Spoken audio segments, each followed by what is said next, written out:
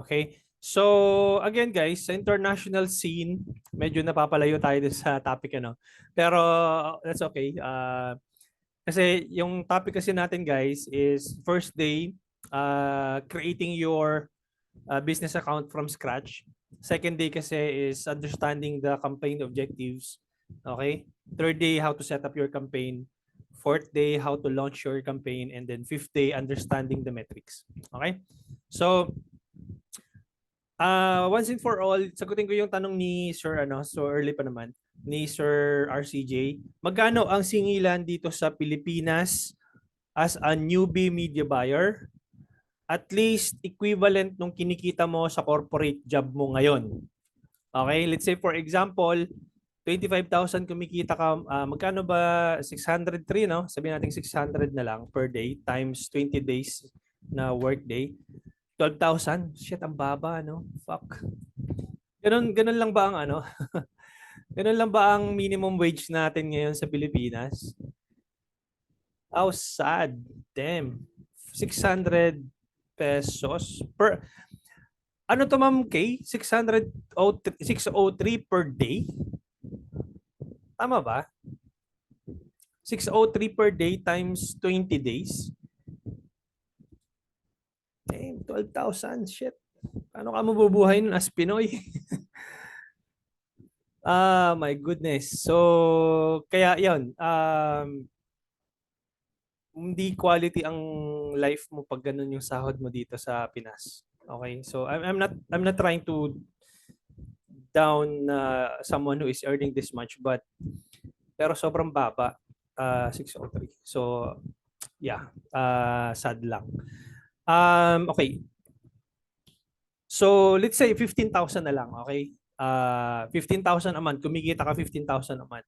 Dapat yun ang equivalent na i-charge mo as a media buyer sa local client, no? Yun din yung i-charge mo dapat. And sa international scene, dapat at least 400, 450, up to 500 as a minimum. Na huwag kang bababa ng 400 per month. Okay? So, yun. Noodles at itlog po araw-araw. Okay. Ano lang, nakakalungkot lang. So, yeah, I think that's the reason why few years back, nag-decide talaga ako na lumabas sa corporate world and find a gig or anything na makapag earn ako ng income more than what the present companies can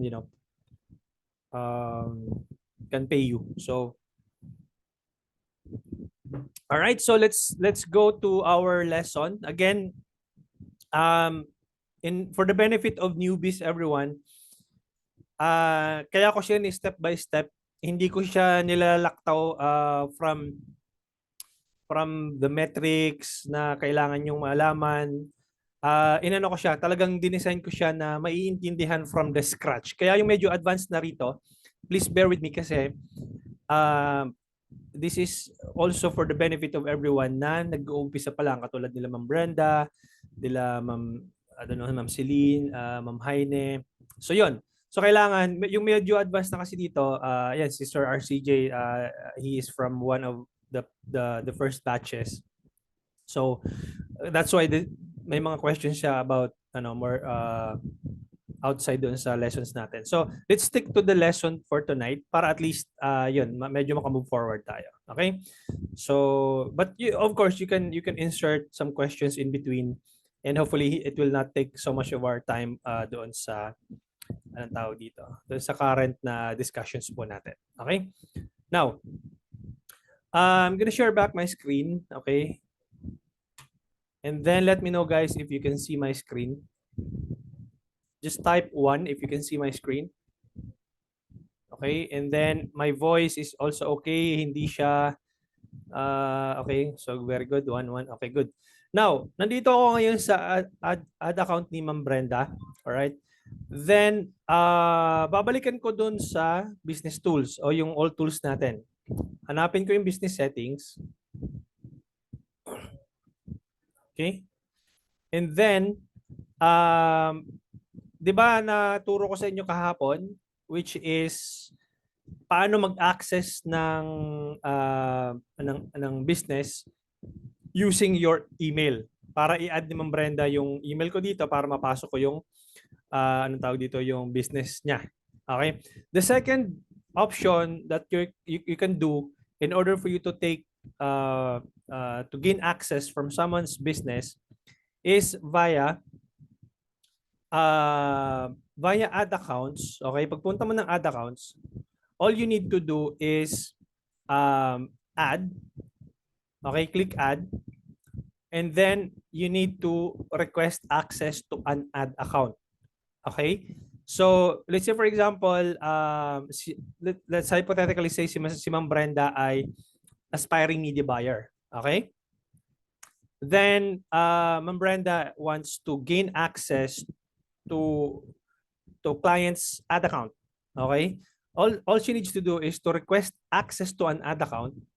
Okay? And then, obviously, it will ask a page. Okay, kung anong primary page. And then, click next.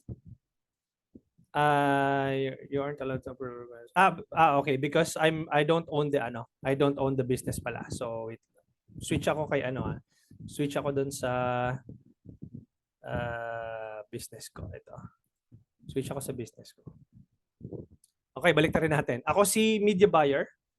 Okay, ako si media buyer. I-access ko yung ad account ni Ma'am Brenda. Okay, nasa business account ako ngayon na sarili ko. So ang gagawin ko, ad accounts. Okay, and then click add, request access to an ad account. Okay? Then ita-type ko dito yung ad account ID ni Miss Brenda. Okay, ang gagawin ko ngayon para makikita niyo simultaneously, duplicate ko lang 'to.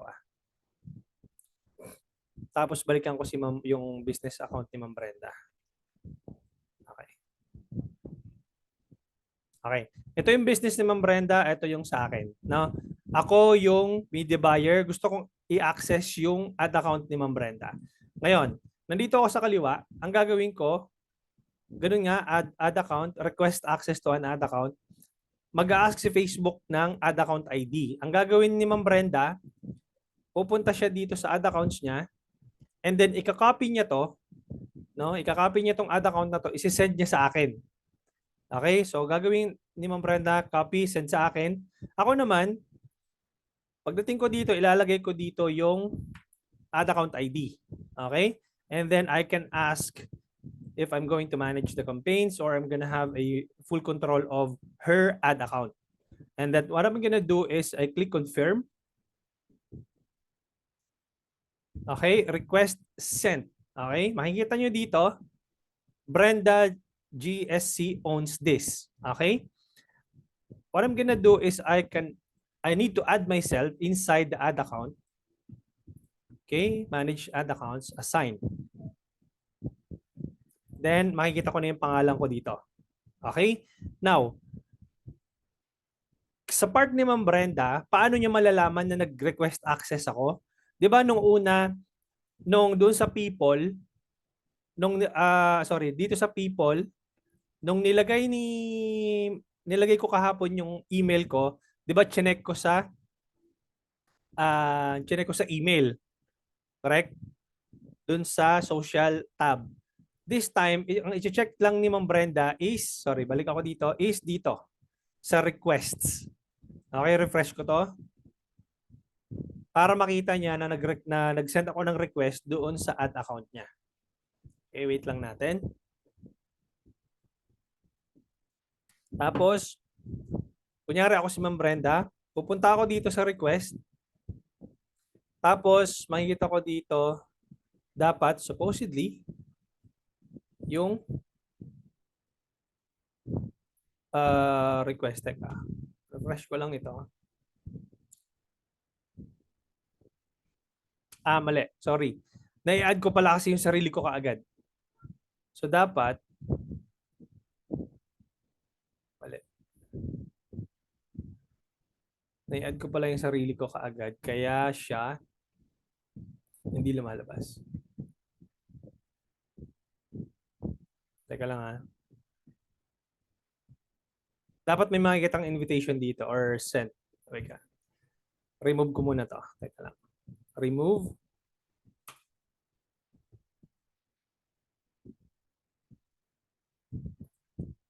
Okay, refresh. Tapos, copy ko yung ad account ID niya. Okay. Kasi meron akong access dito. Remove ko muna yung sarili ko. Confirm. Okay. And then, refresh. Okay. So, assuming lang na wala pa ako dito sa ad account niya. Okay. Babalik ako dito. Kukunin ko tong ad account ID niya. Copy to clipboard. Tapos, ito na yung business ko. Add. Request access to an ad account. Paste.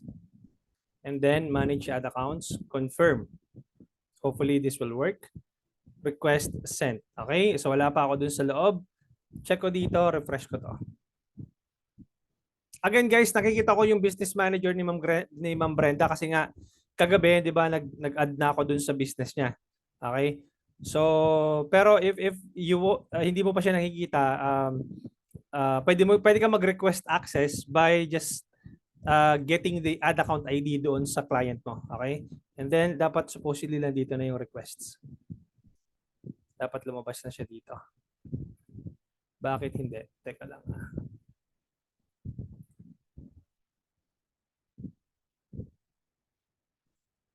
Bakit hindi siya lumalabas?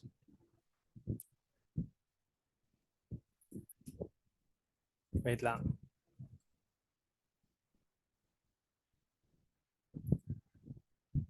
Remove ko muna yung sarili ko Pag mag-leave ka pa ng ano pala ng business manager, dito, punta ka ng business info.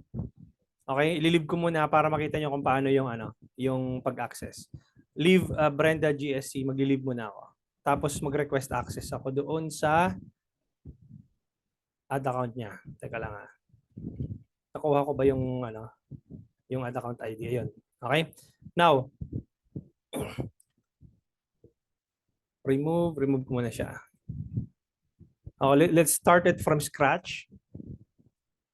Remove ko muna. So, okay? Let's try it this way. So, mag-a-add ako. Request access to an ad account. Lagay ko yung ad account ID niya dito. And then confirm. Okay. You may now check, Ma'am Brenda, doon sa business account mo.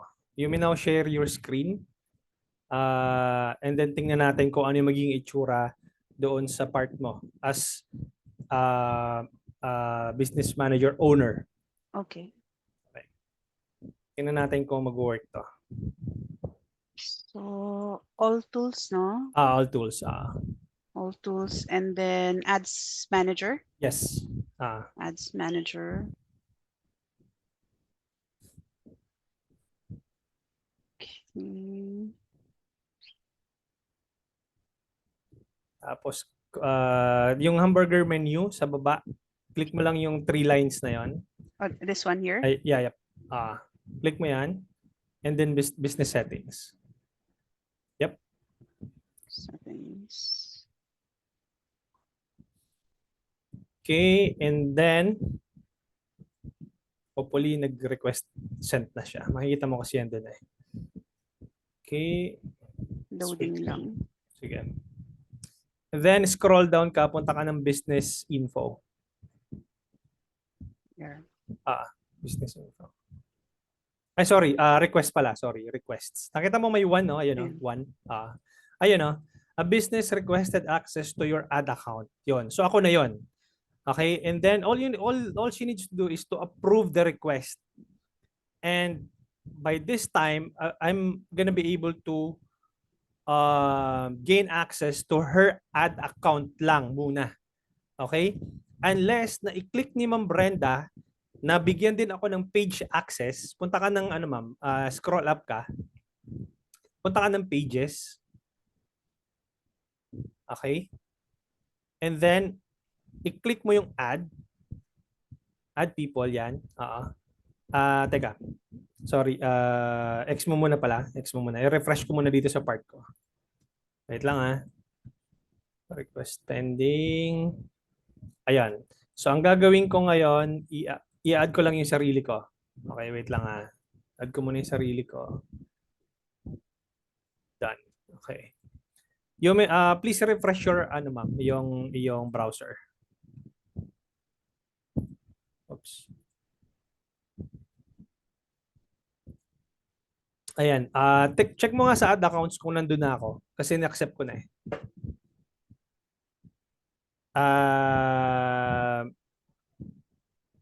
Sige, refresh mo ulit.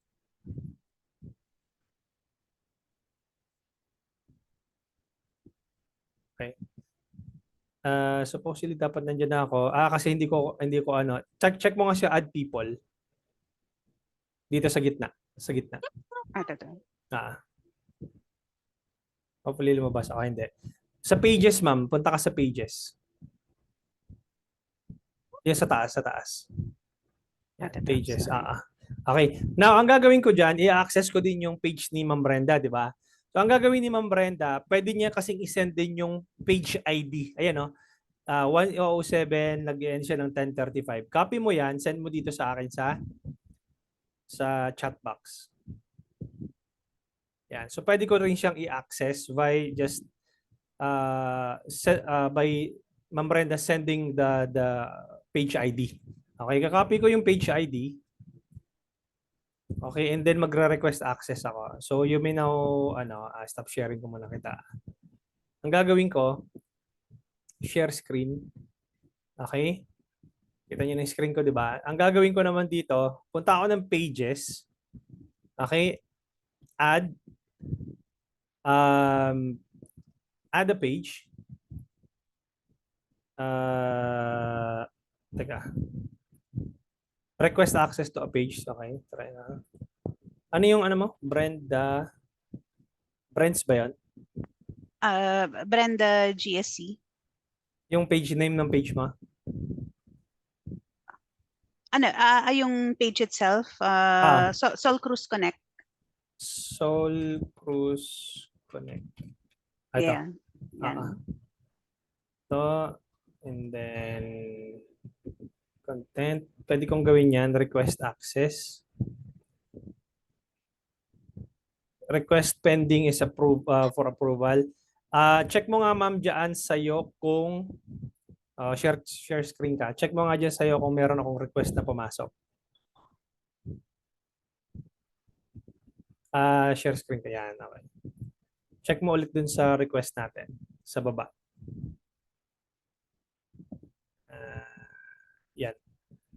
Yan. So, i-approve mo lang siya. Okay? Yep. So, may access na ako both ad account in the page.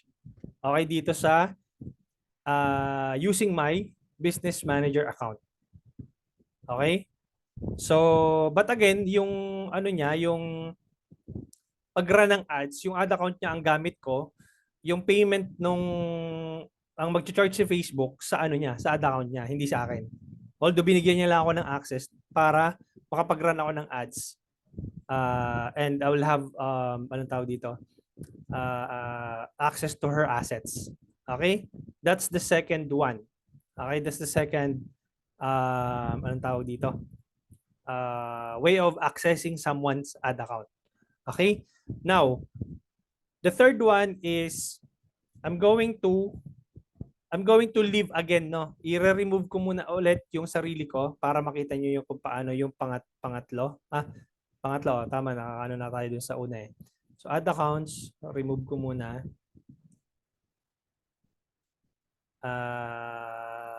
Remove ko muna yung sarili ko. Okay.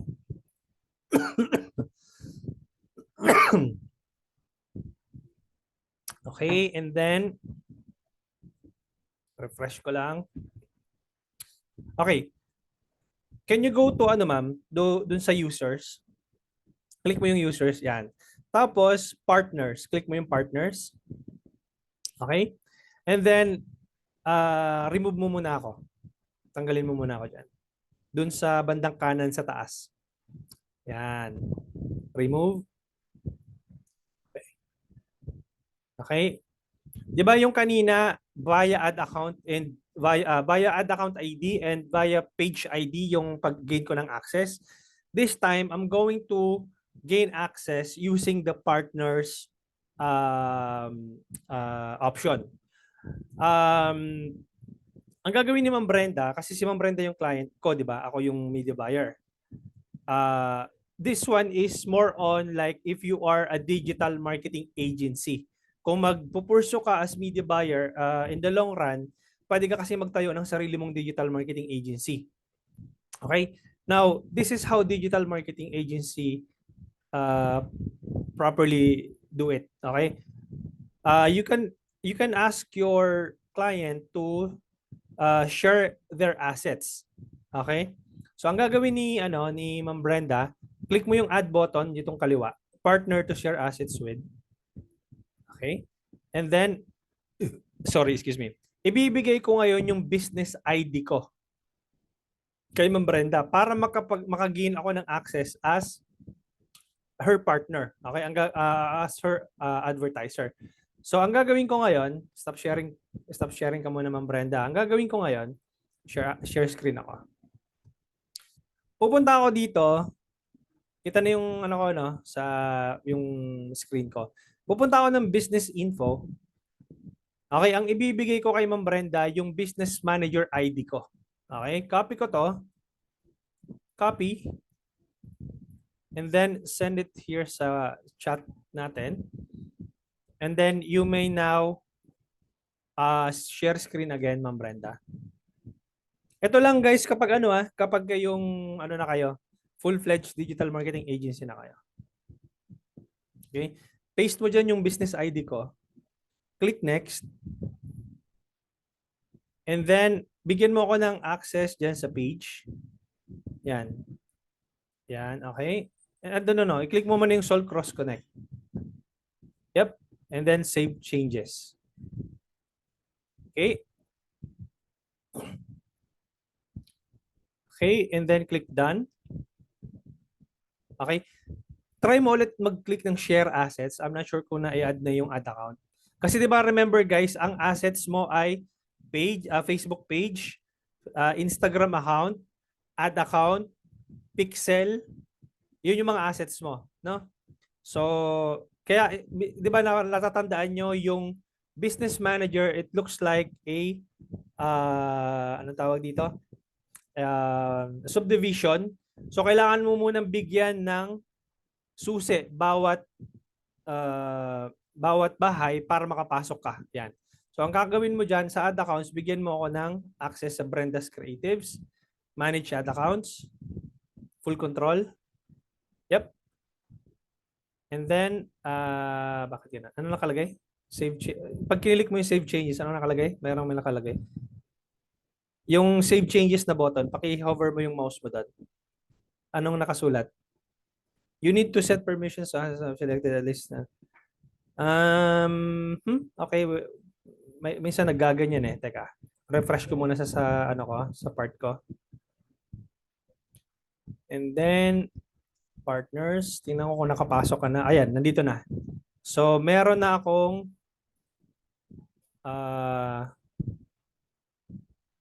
access dun sa BM niya. Okay? Teka lang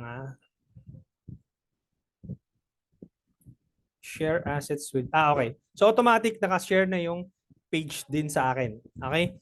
Refresh mo nga yan, ma'am. Minsan nagkakaroon ng ng bug. Facebook bug. Refresh mo yung browser mo.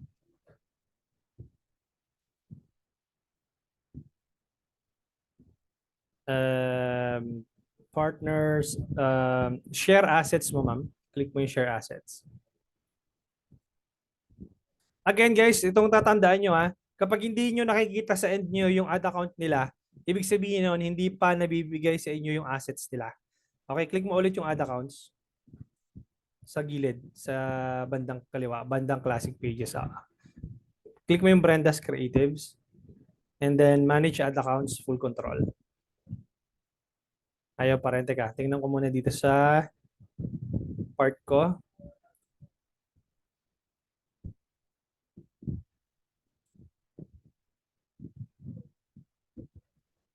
Wait lang ha. Pages. Meron na akong okay. Add people.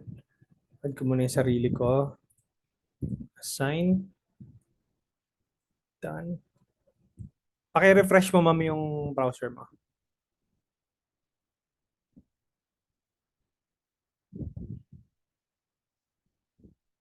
Share assets ka ulit. Tingnan natin. Add accounts. Try mo ulit. Sige nga. Kung maggagana na siya. Save. Ayun. Okay. Good. Okay. Save changes. Ayun. So nabigyan na ako both Facebook page asset and add account asset ni Ma'am Brenda. Okay? So yun po yung ways on how you can be able to gain access to your client's ad account. Tingnan mo, 'di ba kanina nung first day natin, I was able to gain access via email. Okay? Pero anong tawag dito, the proper way of getting access as a digital marketing agency is by this one. You just need to get the ad account ID or business manager ID. Nakuha? Okay, kung medyo nahihilo, pwede niyong balikan yung lesson na to. And mas gusto ko nga dapat sana meron kayong anong tawag dito? Yung anong tawag ko doon? Yung partner mo, accountability partner mo para at least practice kayo on how you can be able to access both of your ad accounts in your business. Okay? So, yeah, you can stop sharing now, ma'am. Stop sharing ako. Okay, and then what I'm gonna do is in relation doon sa ating anong tawag dito doon sa ating topic for tonight is yung ating yung campaign objectives natin. Okay, ano ba yung dapat na campaign objectives doon sa na isi-select mo based doon sa business model mo. Okay? So, I'm gonna share back my screen. Okay? And then, open in Ads Manager ko para makita ninyong lahat. Okay, I'll just try to create a campaign. Traffic, muna select ko. Okay? Ay, teka. Sorry. Mali. Discard drops. Okay? Okay. Now, so understanding the campaign objectives. Okay? Itong mga campaign objectives na to, kung titingnan mo siya, para siyang sales funnel o imbudo. No? So, if I were to make a good demonstration about this, okay, imagine niyo siya as imbudo. Kasi, the way it works is that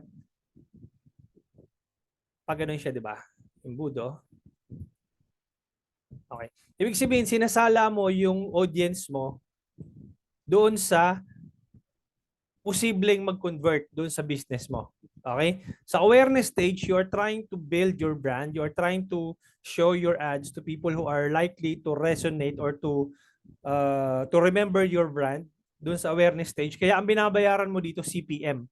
Cost per 1,000 impressions. Kaya mapapansin mo, pag nag-launch ka ng awareness campaign, sobrang baba ng CPM niya, yung cost per 1,000 impressions. And don't worry guys, doon sa mga newbie, I will discuss all the Facebook the four important Facebook metrics sa last day natin, sa pang 5th day. So wag kayong mawawala sa pang 5th day natin kasi importante yung lesson na yan. Okay? So ang binabayaran mo dito, yung CPM, cost per 1,000 impressions. Kapag nag-select ka ng traffic, you are telling Facebook to find people who are likely to click your link from your ad. To click the link or to visit your website. Pwedeng ito traffic link clicks or landing page views. Ito yung binabayaran mo kay Facebook. Again guys, masunurin si Facebook. Kung ano yung inuutos mo, yun ang susundin niya. Okay? Now, dito sa engagement, you are trying to tell Facebook that I want people who are likely to engage with my ad or to watch my videos. That's why binibili mo dito is engagement. Those people who are likely to engage with your page. Okay? Dito naman sa leads, ito naman yung binabayaran mo kay Facebook na sinasabi mo kay Facebook, Facebook, bigyan mo ako ng, ipakita mo tong ads ko doon sa mga tao na who are likely to become a lead. No? Kasi alam ni Facebook yung historical data ng bawat isa sa atin, kung ano yung pinagagagawa natin sa loob ng Facebook app. Okay?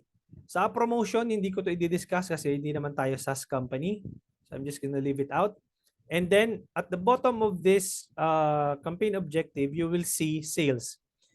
You are trying to tell Facebook that Facebook find me people who are likely to buy from me or to make a purchase. That's the reason why, guys, pag nag-select ka ng sales, ang CPM nito sobrang mahal. Okay? So ano yung reason behind bakit sobrang mahal ang CPM nito? Kasi from the pool of audience, let's say for example, may interest targeting ka ng anong target audience mo, Ma'am Brenda, para at least medyo malapit dun sa ano mo. Doon sa avatar kung tawagin, o yung ano, tinatawag nating avatar. Ano Yeah. yung mga target audience mo dito? Bali yung target audience ko for now, 5 sila, pero I'm going to be starting with 3. Yung first is homeschooling parents who wants to have additional financial gains or income. Tapos people who are looking for work. And then yung third naman is those already working at corporate. Pero yung first 2 siguro yung ito target ko at start. Okay, so yung sinabi mong parent, ibig sabihin ito yung mga parents na who are looking for additional income and they wanted to learn from you, tama? That's right. Kasi just to give you a background, I'm part of some homeschooling communities as well. Yung ibang homeschoolers, some of them are professionals who left their work para makapag-homeschool at makatutok doon sa children nila. However, most of them are now saying na gusto rin nila ng additional income or they want to learn how to better manage yung homeschooling nila. So, kumbaga it kind of jives with yung second persona or market na gusto rin namin i-target, which is people who are looking for work either in BPO or any other type of work. Okay. So let's stick muna sa parents, no? So ibig sabihin, ang sineselect mo ditong targeting options mo is demographics. You are not targeting interest-based targeting. So demographics ang tina-target mo dito. Now, bigyan mo ako ng isa pang layer ng at least para magkaroon tayo ng anong tawag dito ng layering nung from demographics to interest targeting. Plus, ano yung probability na itong mga parents na to ay interested sa ganitong bagay? Ano yung bigyan mo ako ng isang interest na posible na pwede nating i-target? So hindi ko kasi masyado mag-get. So in terms of yung or maybe we should stick na lang dun sa interested to join BPO. Yun na lang kaya baka mas madali yun. Sige, ganito. Tulungan kita doon sa probability nung ano nito, nung interest ng parents na to. Okay. Probability nito is ang probability nito is interested din sila sa entrepreneurship. Yes, tama? I think yes. Okay, so entrepreneurship. Okay, lagyan natin dyan. Ito yung interest nila. Okay? Puntahan natin yan dito sa ad set level maya-maya. Okay? So let's just hypothetically say na ang tawag dito, ang total number of audience nito ay nasa 1.5 million. Okay, 1.5 million lang. Okay? Yan yung total audience niya. Audience size, no? Now, sa 1.5 million na audience mo na yan, hindi naman lahat yan bibili sa'yo eh. Diba?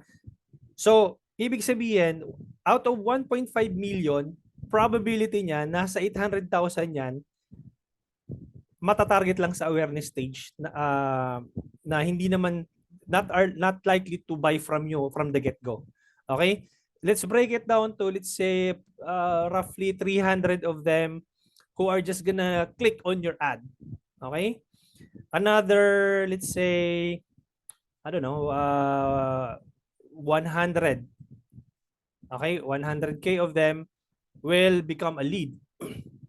And only 50K of them out of 1.5 million will convert into a paying customer. Nakita niyo yung progression nung funnel niya. So, kaya nga ang part na to yung sa sales is mahal ang CPM nito. Yung cost per thousand impression nito as compared doon sa people who are likely to, recognize your brand are much cheaper kasi hindi na magte-take ng action to eh. It will take time before they will take action from your ad. So kaya nga kailangan mo siyang i-break down into a sales funnel. Okay? Now, kapag nag-select ka ng objective, paano ang posibleng customer journey nito, Ma'am Brenda? Bibili nila, gusto mo bang bumili sila agad ng course mo or ng program mo, or are you trying to collect leads muna? Leads muna. Bali, ang plan ko is to provide a free course. Okay. So, magkakaroon ng sign-up page where they're going to provide their email. And then, Okay. once nakapag-create sila ng learning account nila, then doon ako makakapag-introduce ng mga products. I see. Okay. So, ang funneling mo dyan, ma'am, optimizing for leads ka. Sa pag nag-optimize ka ng leads mo, there are several options that you can choose if you are trying to build your email list or yung mailing list mo. Okay? So what I'm gonna do now is I'm going to select leads. Okay? And then click continue. Under dun sa leads, pagdating mo ng, by the way guys, dun sa mga newbies, the campaign setup is divided into 3. The campaign level, which is you can select which type of objective are you are trying to optimize. You're telling Facebook that, Facebook, hey, I want more leads. That's why, makikita mo yan sa campaign level. Okay? Sa ad set level, nandito yung mga settings, which is, where do you want to send those leads? Sa website ba? Sa instant form? Sa messenger? Sa Instagram ba? Or direct lang tatawag sa, anong tawag dito? Sa page, sa number mo. Okay? So, in this scenario, kasi wala pa naman tayong website na paggagamitan. So, I'll try to select first Messenger. Okay? And then, what I'm gonna, teka, may question yata dito. Okay, home-based jobs. Okay. So, inom lang ako ng tubig, ng gatas Palitan ko muna to ng, yes, okay. Go ahead, ma'am. Meron na akong tentative page na where I'd like them to go. Would you need that? Or not yet? Maliban pa dito sa Sol Cruz Connect? Meron kasi akong web page itself na doon sila magsa-sign up for a learning account. Okay, good. So, yun kasi ma'am is sa advanced lessons po kasi natin Okay. yun po pwedeng i-discuss kasi Got it. It will take so much time kasi kailangan natin mag-set up ng pixel doon, kailangan natin i-troubleshoot yung conversion event doon. So if you want ma'am, to optimize for the website conversion event, I would suggest ma'am to upgrade for digital scientist course, no? And by the way guys, since nabanggit ko na rin, yung po kasi, yung ating learning, anong tawag dito? Dinivide ko po kasi yung course talaga sa 3. Okay? So para hindi, teka lang digital. Medyo segue ko lang tong itong ating course module, no? Dinivide ko kasi itong Facebook Ads course sa 3. Yung ating 5-day Facebook Ads challenge saka yung beginner's guide, they both you can both access this course. Now sa advanced lessons kasi nandoon na yung pag-setup ng web events, ng conversion events, ng pixels, etc. And dito natin tatakil lahat ng attribution models, no? Ang price po nito is 2,499. Okay, yung advanced lesson senior specialist course. Dito po ma'am, itong expert level digital scientist course, ang price po nito is 10,499. But I'm giving away guys yung both courses, itong senior specialist plus expert level digital scientist up until Tuesday, no, up until October 31 lang, for only 2,499 for both of them. Okay, instead of paying 10,499 sa digital scientist course, you just only need to pay 2,499 and you'll get also the advanced lessons. Meron ditong, if any one of you guys who want to upgrade, puntahan ko lang tong ano, meron ditong tutorial sa wait lang dito sa 5-day Facebook Ads Challenge, no? Buksan ko tong 5-day Facebook Ads Challenge.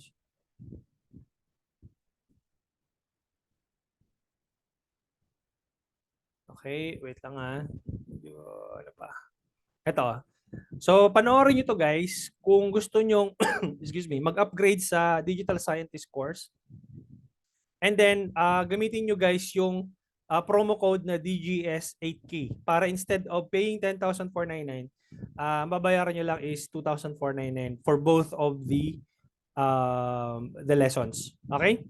So, yun lang. Sinegway ko lang. And then, let me know guys if you want to upgrade for. And by the way, pag nag-upgrade kayo sa Digital Scientist course, ano po 'yun? Lifetime membership po 'yun, lifetime access po 'yun.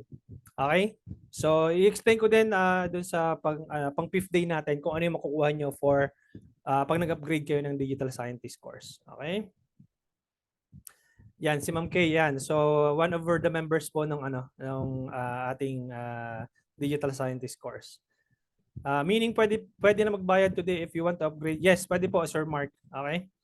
How do I sign up advanced and expert promo? Ito po yung access. Since all of you guys have access to the 5-day Facebook Ads Challenge dashboard, just click this one and then makikita nyo tong instruction po na to. Okay, and then follow the instructions and then you can pay either GCash, PayMaya, credit card. Depende po kung ano po yung ano nyo. Meron din po tayong 7-Eleven. I believe yung 7-Eleven naka-pause pa. Cebuana pwede. So, yun. Okay, so I'll discuss more of that sa pang 5th day natin and then yeah, I hope you guys upgrade kasi if talagang gusto niyo matuto, and this is a one-time payment by the way, you know. You only need to pay 2,499. One-time payment siya and then you can hop in just like Ma'am Kay here that joined the last batch, I think. She has unlimited sit-ins, no? Kung talagang nahihirapan ka mag-navigate ng Ads Manager, then you can always sit in sa ganito mga live training session and you can ask questions, unlimited questions all the way, okay? So, thank you guys and hindi pa naman tayo tapos, but I'll try to continue with our discussion dito sa ating anong tawag dito? Itong natin, yung campaign setup natin, no? Then, di ba napag-desisyon na natin na ang combination nito probably parents plus entrepreneurship, no? Yun yung possible interest targeting natin. So, ang gagawin natin dito, okay, na-reduce ko yung budget from 800 to 100 pesos. And then, I would suggest na lagi kayo mag-start ng campaign nyo at 12 midnight, no? So, October 29, tapos 12 midnight, 12 a.m. Para at least ma-spread out yung budget nyo all throughout the day. No, para hindi mag-rush yung Facebook na ubusin yung budget nyo. Halimbawa, nag-start kayo ng medyo late na, alas 10 na ng umaga. Magmamadali si Facebook para ubusin yung budget mo at up until 12 midnight. Okay? So let's go to the this targeting, this location targeting. So you can always select all over the Philippines or you can just select specific locations in the Philippines. Let's say, for example, Cavite. You can always do that depending on your target geolocation. Now, pagdating dito sa nagbago na kasi itong dashboard ni Facebook. Ang pinupush na kasi ni Facebook is yung Advantage Plus Audience Targeting. But you can always switch this one to the original audience options. All you need to do is to click this one and then use original audience. Mapupunta kayo doon sa ganitong itsura. Okay? Then, if you want to select all genders, then it's up to you. Yung ages, it's up to you kung ilang ages up to what ages ang ita-target mong audience. Pagdating dito, ma'am, sa detailed targeting, Ma'am Brenda, dito na papasok yung demographics natin. Parents. Okay, parents. Entrepreneurs. And then entrepreneurs. Bakit tayo pa lumabas? Teka. Parents. Tayo lumabas. Ayun o. Parents all. Kaya makikita mo yung parents, di ba, demographics. Ayun o. Parents with adult children 18 to 26. So, parents all muna natin. Okay? And then, in a narrow audience natin, kasi sa parents all, meron lumalabas 5.6 million to 6.6 million, so 6 million all over the Philippines. Now, ang gagawin natin dyan, in a narrow audience natin, pwede natin ilagay entrepreneurship. Entrepreneurship. Ayan. Wag job title ha, hanapin mo yung interest. Entrepreneurship, nasaan yung interest? Ayun, teka. Entrepreneurship. Nasaan yung interest? Ito, interest, business and finance. Ayan. So, lalabas, 4.5 na lang ang iyong, between 4.5 to 5.3 ang iyong audience, estimated audience size. Now, di ba sinabi ko sa inyo, out of that number, so i-kiss natin to, gawin nating 4.5 million. Okay, out of 4.5 million, hindi lahat yan magko-convert. Kaya that's why you need to funnel them into this campaign structure for you to be able to at least get more people who are interested of your products or your services. Okay? Now, pagdating dito sa placements, pwede ka mag-select ng manual placements. Ito yung kung saan mo ipapalabas yung ads mo. Gusto mo lang ba siya sa Instagram? Gusto mo lang ba siya sa Facebook? Or you can select all of these, okay? Pwede mo rin i-select kung sa newsfeed mo lang siya papalabasin yung ads mo, sa stories and reels, etc., etc. Okay? So these are some of the options. Now, ano tawag dito? Technically, ang campaign setup ni Facebook automatically excuse me. Inom lang ako. Naka-ABO setup siya. Okay? I would highly suggest na kapag nagte-test pa lang kayo, naka-ABO setup. Ito, pagdating sa bid strategy, naka-ABO siya, ang budget mo ay nasa loob ng ad set level. Di ba natatandaan natin, campaign level, ad set level, tsaka ad level. So pag gusto mong makita yung budget mo, nasa ad set level, andun siya 100. Pag i-change mo siya ng CBO, yung campaign budget optimization, all you need to do is to click edit, and then switch this on. Okay? And then, yung budget niyan pupunta sa labas. Nasa labas na siya. Ayan o. Highest volume, budget 100 pesos. Okay? Now, coach, ano po yung pagkakaiba ng CBO tsaka ng ABO? Ang CBO po is ganito po siya nag-work. Okay? Teka. Tama na ako sa Paint. Favorite ko kasi yung Paint pag naggagawa ng demo. So, unahin ko muna yung ABO kasi ito yung default setup.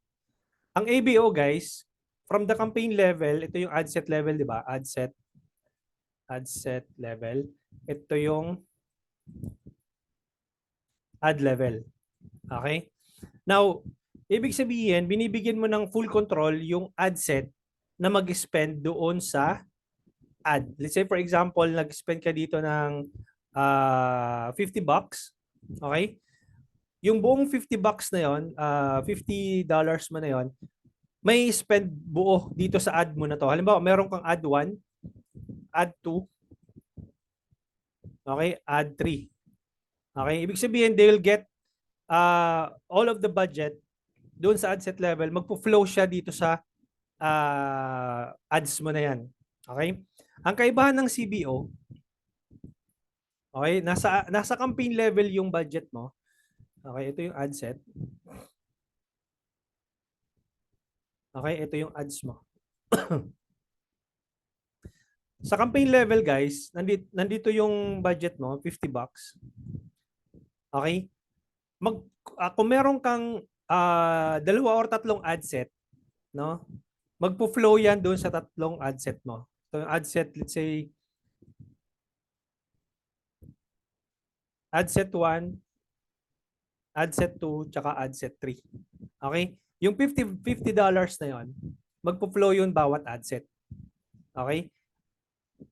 Ginagamit lang yung CBO guys pag nag-scaling ka, no? Ituturo ko din yun sa inyo guys pagdating sa 5th day kung paano nyo i-scale yung campaign nyo. Pag nagte-test ka ng campaign, always use ABO. Okay? 'Di ba nakita nyo yung yung budget ko, 100 pesos lang. I would suggest na pag nagte-test ka lang sa 100 pesos per day, at least one ad lang ang meron. Okay? Isang ad lang ang ilalagay mo para ma-optimize yung buong 100 pesos mo sa isang ad lang na nagra-run. Nakuha? So yun yung testing mo kasi I would, 'di ba, I suggest na at least sa 15 days meron kang 1,500 in 1 month, at least meron kang 3,000 pesos pag nagte-test ka. Okay? Kapag na-realize mo na ito yung combination na nag-work, then you can spend a larger budget more than 3,000 depende doon sa result ng campaign mo. Okay? So, question guys. May question? Yeah, I'll accept questions kung may mga questions po tayo. Sir John, Sir Mike, Ma'am Sandra. Hi, Ma'am Sandra. Good evening. May questions po tayo? Ma'am Brenda, may question? None for now. Well, actually, basta yung focus ng class na ito would be more on directing to Facebook pages, correct? And then yung advanced classes would be directing to websites. Yes. Okay, And got it. kasama yung mga attribution model doon, kasama yung analytics, more on, ano pong website builder niyo, ma'am? Turbify yung gamit ko. Meron silang sariling website na builder. Ano pong website builder yun, ma'am? If I may. Turbify. So dati silang Yahoo Turbify. Small Business. Okay. Not to badmouth the service provider nung nag-build ng website nyo. Pero would you consider, ma'am, using a different platform, let's say WordPress, I don't know, Wix? Kasi feeling ko hard-coded tong website mo. So kapag hard-coded kasi medyo hindi siya user-friendly pagdating sa pag-install ng pixel, pag ng analytics, anong tawag dito? Pag-read ng analytics, kasi mag-set up tayo ng mga UTM parameters doon sa advanced lesson. So if I were you, you can transfer the hosting sa possible WordPress or Wix, no? Para mas madali nating anong tawag dito, troubleshoot yung mga technicalities. Kasi if I were to dive in doon sa current builder mo, baka mahirapan tayo kasi honestly hindi ako familiar sa nabanggit mo na web builder. Kung Squarespace, baka pwede pa. Pero other than WordPress, Wix, Shopify, yung tatlong nabanggit ko, I think if you can consider switching from those website builders para mas madali sa'yo yung analytics. Kasi na-visualize ko na magkakaproblema ka in terms of anong tawag dito? In terms of analytics in the near future. In the future. Especially kung magpaparan ka ng ads. Yung mga media buyers nowadays, limited lang din yung nila, yung skills nila into some other website builders. So yun lang yung suggestion ko lang. Okay? Kasi yung website ko ginawa ko yung sa Wix, and I don't have any website or I don't have any programming background. I was able to build my Wix website from scratch without any by the way, I'm HRM graduate. I don't have any technical skills about all of this, but I was able to build my own website without any programming or any coding na ko sa school before. So, yun lang yung suggestion ko. Okay? So yeah, I think anything else? Anything else you want to ask? Any clarification? Tomorrow, we will be creating our ano tawag dito, our first Canva design, and then hopefully we can publish our first campaign tomorrow. Okay? So anything else? May question? Violent reaction? Wala. Sir John, Ma'am Jer, RCJ, Ainalyn, Sir Mark, Ma'am Heine? None? Yes, All sir. right. Yes, Yes. Coach. I'm good for today. Wala pa akong question. I see. Okay. So, may question yata si Ma'am Heine. Coach, nadidelete din ba yung mga business account na ginawa? May mga nagawa pala kasi ako dati na di ko alam business account pala yun. Nadidelete ba yung mga business account? Hindi. Pwede kang mag-leave dun sa business account na ginawa mo. No, pwede mong i-leave tapos ibigay yung business mo sa ibang users. For example, ikaw nag-create ka ng business account tapos gusto mo nang ipamana yung kay Ma'am Brenda, tapos mag-leave ka dun sa business na yon, pwede. Basta't ano ka, basta't admin ka, top level admin access ka din ng business manager. Pwede yon.